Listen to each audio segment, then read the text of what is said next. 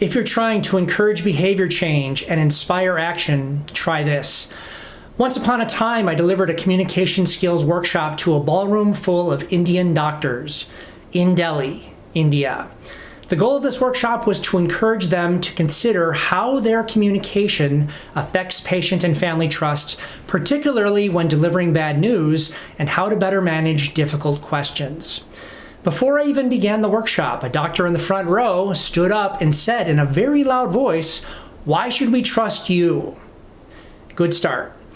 Thankfully, another doctor got up, told him to sit down, and said, "We want to hear what he has to say." I knew this workshop was going to be challenging. To encourage them to think about their communication, I used two relevant, personal, and contrasting stories. I began the workshop by sharing a story about my uncle. My uncle had non-Hodgkin's lymphoma. 73% of people with non-Hodgkin's lymphoma are alive 5 years after the diagnosis. One day, he was experiencing major stomach pain, so he went to the ER, the emergency room. The doctors determined they needed to remove his gallbladder. After removing it, his cancer spread like wildfire. He became jaundiced, turned yellow, and he died shortly after. My whole family has questions. Why did they remove his gallbladder? Why did his cancer spread so quickly? Could they have done anything differently? The whole experience did not sit well with us because the communication was awful. I closed the workshop by sharing a story about my father.